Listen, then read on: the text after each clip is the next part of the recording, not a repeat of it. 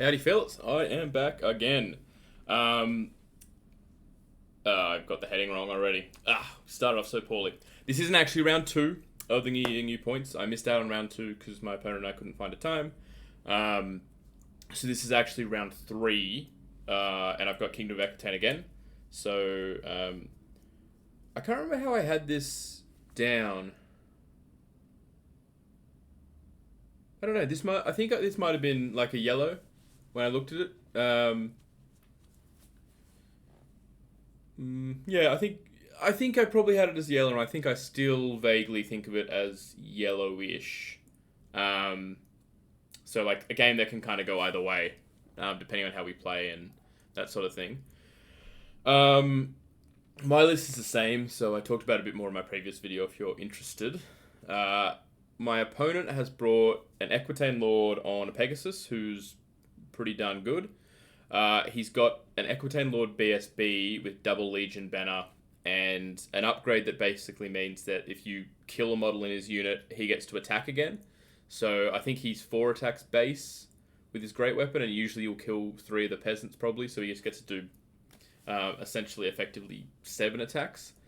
A Druidism Master, a Shamanism Apprentice. He's got 45 Lowborn Levies, which is where the BSB sits. He's got 6 Feudal Knights, 8 Auto Sergeants, 20 Archers, 10 Knights of the Quest, 3 Peg Knights, 4 Knights Penitent, a Sacred Reliquary. Reliquary? Man, I'm getting lots of these words wrong. Reliquary. Maybe that's it. That also goes in the Lowborn Levies. And a Fey Knight who... I can't remember what Field and Stone is. I think he ignored parry or something. Yeah, so basically he's got pretty much... Knights of the Quest are really scary. The Lowborn Levies are really hard to deal with because they're... I think it's changed since we played this game, but Fearless, fight an extra rank, minimized discipline tests, 2 banners, 5 ranks. I think because the Aquitaine Lord is in them, it means that whenever they're engaged in combat, they have a 5-up ward. I think that's how it works. Maybe they have a 4-up ward. Maybe they have a 6-up ward that only comes to 5 with Horizon. But I think it's 4-up with Horizon. I can't really remember. I'm not sure. Basically, they've got a ward save and they're backed by Druidism, along with a static res of 7. Not to mention the probably 7 attacks that the Aquitaine Lord is doing at strength 6, offensive skill 8. So they're pretty scary and just super hard to break, obviously, so they're pinning you down even if you do win combat. Other than that, most of the things in his list the units aren't that scary. The Fey Knight's pretty good and the Aquitaine Lord's pretty good. So he's sort of got 3 real decent threats in terms of the Knights of the Quest, the Fey Knight, and the Pegasus Lord. And then the Lowborn Levies, who, because they're so slow, they're not as much of a threat, but they've got a decent sort of bit of, particularly on the Spoils of War objective, which is what we're playing. They can sort of control one objective pretty well because it's so hard to get through them. Okay. So this picture is after deployment, after Vanguards. Yeah,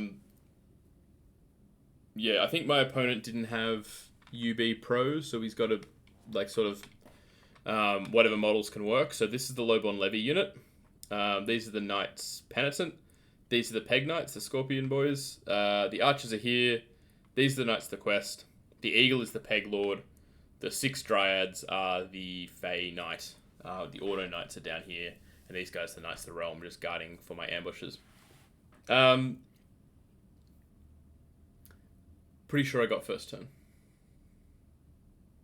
Yeah, I'm pretty sure he won the roll for size and I dropped everything to go first. My deployment basically was knowing that he's sort of faster than me generally. I wanted my biggest threat of the Chariots on the hill where I could sort of zone things out. And I wanted my Gortach central because I wanted my Gortach to go in and kill his BSB in the Levies unit.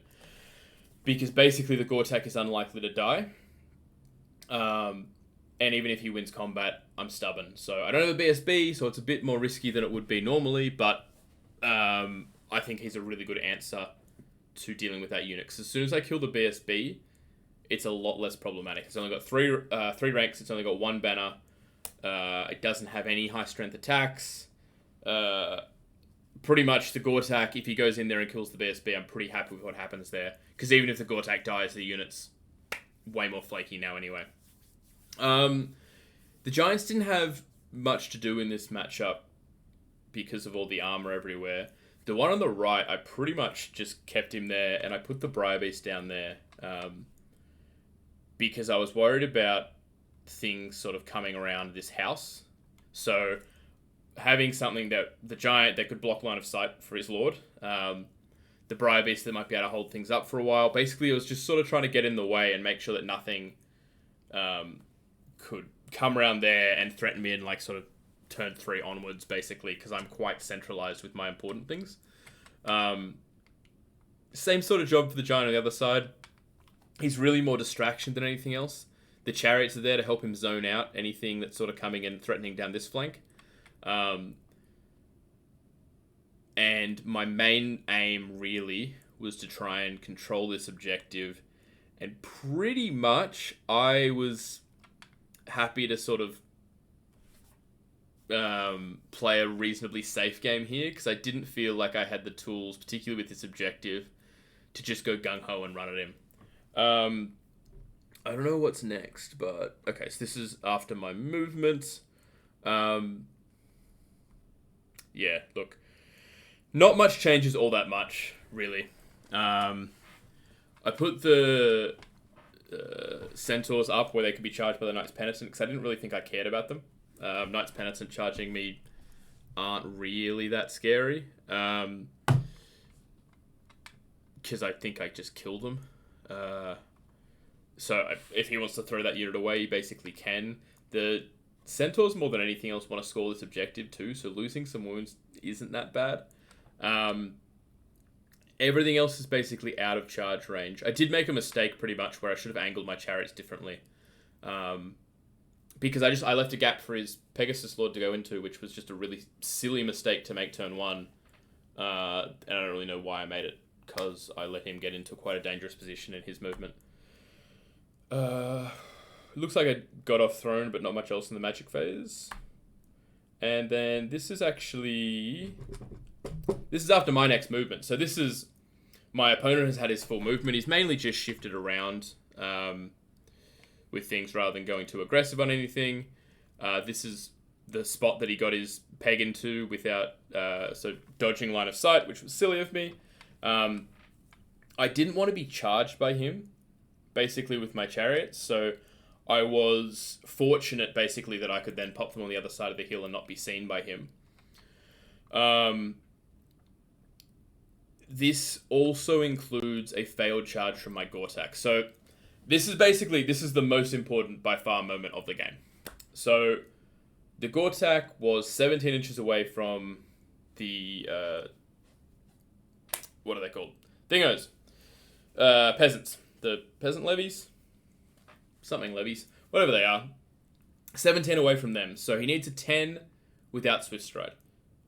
He might have actually been 18 away, but I had the general within range. Whatever it was, he needed a 10 on the dice. So not a particularly likely charge to make, but if I got it in, it'd be really, really big for the match. Particularly because I could kind of, like, that's where I could focus my magic. Because nothing else all that important is happening. I also knew that if I failed, I could pop the Gargoyles in front of his Knights of the Quest. What I didn't think about, my opponent told me at the time, like when it happened, when I tried to chaff his questing Knights, he was like, just remember that I can give an Horizon to the Fey Knight, and then he'll cause terror instead of fear. So basically, it wasn't something I factored in when I charged the Gortach. So I was basically sitting there going like, you know, if he wants to send his Lord in, I doubt the Lord kills the Gortach, and then I'm okay, because the Gortach, I'm pretty sure, like, has a good chance of killing you, and even if he doesn't, I send the Chariots in to charge you afterwards, like, happy days. However, it did open up a flank charge to the Questing Knight, so I was like, I wouldn't have done it if I couldn't chaff him. Forgetting the fact that I would then have to take a terror check, I wouldn't have declared the charge if I'd remembered that. So that was a mistake that I made here. In my magic phase, I can't remember what I tried to do in general, but I know that I tried to give the Gargoyles Hereditary. I'm not sure if I tried to give them Savage Fury as well, but I definitely tried to give them Hereditary to make them immune to that terror. By the looks of it, I didn't get any spells off. Let me just pause this for a second. No, I did get spells off. This is too early. So, I did get thrown off. I did get regen up. I think he stopped Stone Skin, probably. By the way, his questing knights had marked my Gortach as well, so they were getting rerolls to wound against him. I did try and cast Hereditary. I don't know what he stopped, but I tried to cast the Hereditary on the Gargoyles and failed. Or he dispelled it. It was like even dice and I failed or whatever. Like, whatever happened, it was a little bit unlucky that I didn't get it off. So essentially, this game is about to turn really badly. Because, yeah, see? Scrub here, saying, Jesus. Mike's probably did the spell. Yeah, this is, I think, Stone Skin on the questing knights, and he rolled that and then took no wounds on his wizard. Okay, so basically, yeah, he was able to get his questing knights into the flank of my Gortach, which is just an absolute recipe for disaster. There was a lot there. So at the time, I was thinking this is a really, really bad move that I made, forgetting about the terror thing. In retrospect, it's not so terrible. Like, a lot of things had to go wrong for this to get where it was. Like, one, the Gortach had to fail the charge. Two, I had to fail to get off the Beast Herd Hereditary. And, I mean, depending on how the magic phase shakes out, whatever. But I'm pretty sure it was, at the time that it happened, it was dice v dice, and I have +1, but he dispelled it. I then have to fail my terror check, which is Leadership 7, and he needed to make, I'm pretty sure, 9 on the dice. So to get to this position, that's what he needed. So, all of those things considered, none of them are particularly unreasonable so far. Like, you know, you're not going to bank on a Leadership 7, for instance. So, none of those things you would look at and go, like, that's really unlucky. But combined, all of them, it's like, oh, you know what? It was a little bit unlucky that we ended up here. So, maybe it wasn't as bad a decision that I took that risk with the Gortach. Even if I'd known he could cause terror, there were a lot of things around there that I could have fixed the situation with. But I didn't, basically. It didn't work out for me. My Gortach also could have lived, which I think is, you know, a reasonable-ish chance when he's wounding me. Pretty sure I got +1 strength up, so I think he was wounding him on 4s with rerolls. Some of them lethal, I got a 4-up regen. He did only do 6 wounds to me, so, like, I can't 100% remember what... Like, I think I got lucky on my saves anyway, in terms of, like, I got more than 50%. But, like, I would only need one more save for him to have lived, and then it's like, hey, this situation isn't so bad after all. What is really bad about this situation, though, is sort of, particularly knowing that, because my opponent reminded me, you know, those Gargoyles are going to have to take a terror check by using Horizon. Knowing that this could happen, my movement around the Gortach was, like, complete garbage. So, first of all, focusing on getting my chariots out of line of sight. I don't really know why I angled them so that part of their line of sight is blocked anyway. Like, I should have faced them further down. It would have been easier to have a counter charge if my Gortach survived. I've got it set up here so that his questing knights, after they charge that Gortach, can get into the flank of my Centaurs. I didn't have to do that. I could have angled them slightly differently. I could have done anything. This position of the Pegasus is really annoying. Not something that I probably would have been able to predict very well. But I could have given my Chariots a lot more room to move if I didn't put my Gargoyles where I did. Because the end result here with this Pegasus position is I can't charge the Pegasus because I'm blocked by my own... maybe Reform? I don't know. Why would that be? Why would that be? Because he could change to me. I'm not sure. Maybe it was after a Reform or something. Maybe this wasn't the final position of the Pegasus. I'm not sure. Whatever happened, I couldn't charge the Pegasus because I couldn't close and he couldn't close because of something else. Maybe these guys. And I also couldn't charge his Questing Knights because I couldn't get past the Pegasus. So I didn't set up... Knowing that the Gortach could have his flank charged if things went wrong, I didn't set up any counter charges, and I gave them an overrun into the flank of the Centaurs. The Gortach dying honestly may lose me the game, which is why I think it's still a mistake that I even made that charge and gave the chance of the Gargoyles fail. Like, all those things going wrong, it was not that unreasonable. Maybe I've done sort of like rough maths in my head, and I think it was roughly 20% all these things going wrong. But like 20%, probably not a risk you should take when it loses you the game if it goes wrong. So I think probably in the end, bad decision anyway, because realistically the Gortach dies. I don't think I have a way that I can deal with that peasant block. And then he's winning the objective.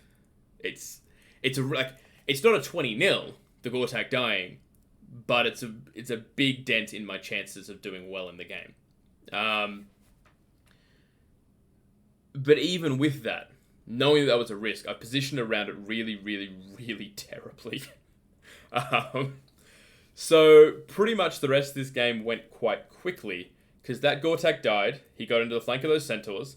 I couldn't charge the Pegasus Knight, the Pegasus Lord.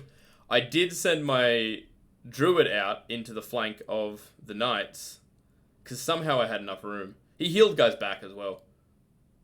I don't know what happened. Whatever this position doesn't look like the final position, because somehow I had enough room to get in there, and I also didn't have enough room to charge him. Whatever happened, the Druid got in, and I think was having to fight 3... How would that have happened? Because he... Oh, no. Because the Gortach dies, yes. So the Gortach dies, these guys overrun into the Centaurs, and then their position is what stops me from charging him combined with the Gargoyles. And he can't close to me because his he'd healed models, so he was back a lot closer to that Pegasus along a line sort of like this. I did have room to send the Druid in, and he, I'm pretty sure, was only able to touch 2 models. I gave him extra strength, and then in that combat, so I'm trying to sort of balance it out and trying to, if I buff up the Centaurs, I don't know if I even got a spell off on them in the end, but my Druid did no wounds to his unit and died, unfortunately. So, see, that's the position that it ended up in. These guys just moved out. He was only able to touch 2. Somehow the Druid against 4 attacks from the Knights died, which was not terrific, I'll be honest. And look, I mean, a lot of things have gone in between these two happenstances, but basically, that Pegasus is actually facing the top. So as you can see, everything on my left side has died or panicked. But like I failed some panics, which probably, like, failing 2 leadership 8s, a little bit unlucky, but like it didn't matter because like those chariots and that giant over there weren't going to do anything helpful.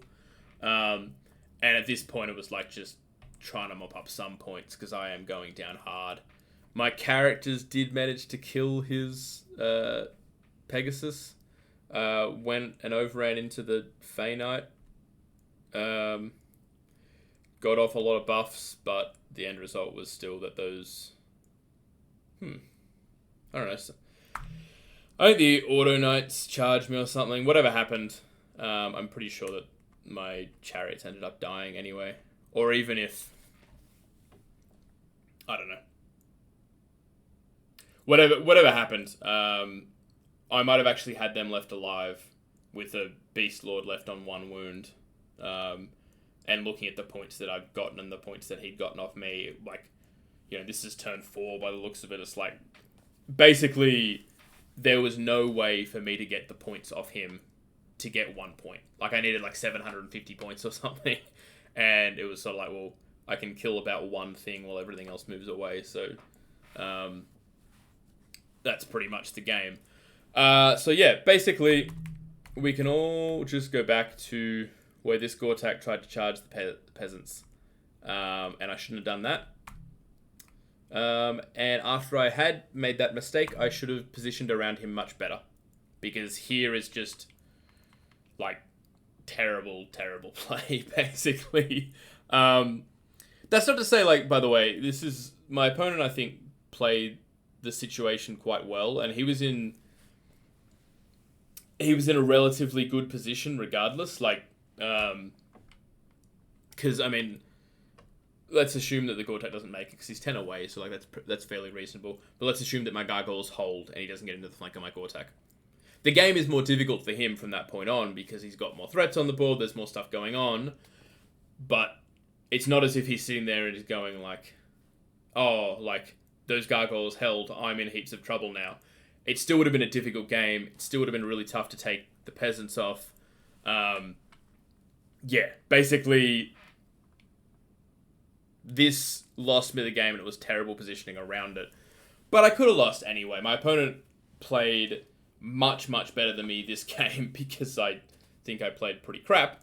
But that's not to say that he didn't play well. I think he did play the situation well. And we sort of talked after the game and he pretty much said, like, yeah, he thought it was a small win to him from the matchup and the objective and just sort of, you know, what actually happened in the game would determine where that swung. But he was sort of agreeing that really the Gortach into the peasant levy was all that concerned him in terms of for that unit, because everything else going into them pretty much dies. Yeah, but anyway, that was the game. Unfortunately, it didn't go well. It's the second one of these tournaments where in the third round I've gotten a 0. Like, everything's going great, and then third round comes and I go crashing down. But not to worry, I don't have to play against KOE for the next 2 games, which I think is good because I don't think that they're like, they tend to take these really good lords, and they tend to be flying, and that's just a difficult thing because sometimes, or quite a lot of the time, they'll be able to get into my chariots. And a lot of these lords, my Beast Lord can't beat. And because they have such good defenses, my Shaman can't beat them either because he's only got 3 strength 5 attacks. So even if the Shaman can tank their attacks, he usually can't do many wounds back because they have really good defenses. So I don't think KOE are a very good matchup generally, mainly because of the Flying Lords. A lot of people have sort of been noting this Peasant block is really... And like the combo with the BSB and the Reliquary and stuff is overtuned. But I mean, in this objective, pretty strong because of the situation where they can sort of just boss one of the areas. But it's still a movement 4 block. So like, I don't know. I wouldn't be whinging about how strong this is. Because like, you compare it to my army. The only thing that is making me go anywhere near it is the fact that I have to somehow deal with the objective on the board. It's not always secure target. Sometimes it's breakthrough, where it's easier to stop him, threatening flanks and stuff, and just chaffing him and doing other things. Sometimes it's scoring units, where sure, he's a safe unit, but that unit isn't exactly chasing down many of my scoring units. Hold the center, it's obviously going to be pretty good, but it's... I don't know. I don't think it stands out as a particularly ridiculous combination, personally. So, we'll see. It's definitely strong, but I definitely don't think it's something that can't just be... If it is, like, overly good relative to the rest of the book, I think it's just the sort of thing that you could probably solve with points. Make some things a bit more expensive, but nothing about it is particularly outrageous, in my opinion. There's not all that much in the KOE book that seems all that outrageous. Like, their characters are really strong, but they've always been really strong. I don't know. It all seems pretty fine to me. I don't like it very much. I don't like playing against it. And I just find cavalry really boring in general. It's not the army for me, but it seems fine. I wouldn't be too worried about the balance of it at all. Like, honestly, if any, like, KOE have been doing pretty well recently. I think I actually touched on this in my last video, but I think half of the reason for that is just because people don't realize some of the things they do when they play against it. So, like when I declared my charge with my Gortach, and I wouldn't have done that if I had remembered that he could bump up his Fey Knight to causing terror. So I wouldn't have been able to chaff with my Gargoyles. That's the sort of mistake that you'll make against a new book, where your opponent can't even, like, go out of their way to be helpful there. Like, there's nothing that my opponent could, like, when I declared that charge, he's not going to be like, hang on, I'm extrapolating here that you have, like, you're thinking about chaffing these guys, I should tell you that, like, it's too many steps ahead for your opponent to jump in and go, like, hey, just remember this rule, which is where, like, nice opponents are really helpful. And my opponent helped me in this one, where he mentioned that when I was chaffing them. It was just kind of too late, like, I'd already made my mistake. But, like, it's just the sort of thing where you need to learn the new book. But you can make all these mistakes if you don't play very often, too. You can make these mistakes with things that you don't see very often. I think it's an advantage for beast herds when I play people, because not many people play beast herds. I think a lot of the time people just don't understand some of the things that they do. Yeah, like, I mean, I played against someone in the later rounds who just forgot. He remembered that the Beast Lord Chariot is, like, +1 charge to his unit, but he didn't remember that it was +1 charge to everything within 6. And it's just these sort of, like, small things that sometimes you miss and sometimes you make a mistake. And usually, like, most opponents are really nice and really good, and they'll be able to be like, oh, hey, like, you know, you've said, you know, that'll be a +6. It's not actually a +6. It's an 11 because of my Beast Lord passive 6-inch aura. But sometimes those situations don't come up, where your opponent's like, oh, shit, I thought it was this. And you had no idea they thought that, so you couldn't tell them, you couldn't let them know about your rules. So, yeah, I don't think that there is much in the KOE book that is ridiculous in terms of power-wise. I think it's just the only reason they're doing... Well, not the only reason they're doing well. They're solid, obviously. They're not a bad book. But, like, one of the reasons why they're doing very well at tournaments at the moment, I think, is just because people aren't used to them, so they make more micro mistakes than they would typically make, because some of the combos they don't remember at the time, and it just takes time.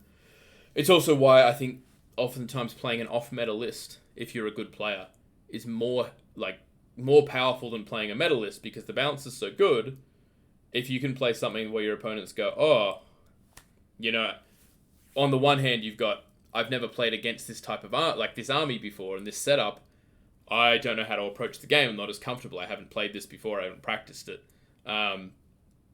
But also there will just be things in the game that catch them out. Like some things like with my Uprooted Tree Giant, where, okay, they're an auto-hitting Strength 5 AP 0 Giant. People, auto-hits in general, are just distributed against the unit. But actually those Giants can go in and go, no, all of my attacks are going into your character. They're still normal close combat attacks. They just automatically hit. So little things like that, you know, someone might be happy letting that Giant charge their unit until they realize, like a Demon player, for instance, until they realize you can put all of the Giant attacks into their Harbinger or their Sentinel or whatever. Or their Omen, who's only got a 6 up against their attacks, I believe. So yeah, like there's, I think, strength basically in just playing something that people don't know. I wouldn't complain about the balance of KOE personally.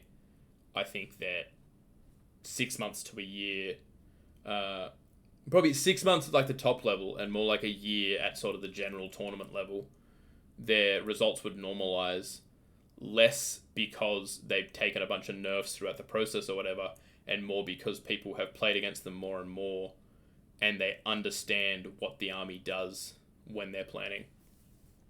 Anyway, that's like 10 minutes on general KOE stuff. Had some time to fill after my quick and decisive loss here.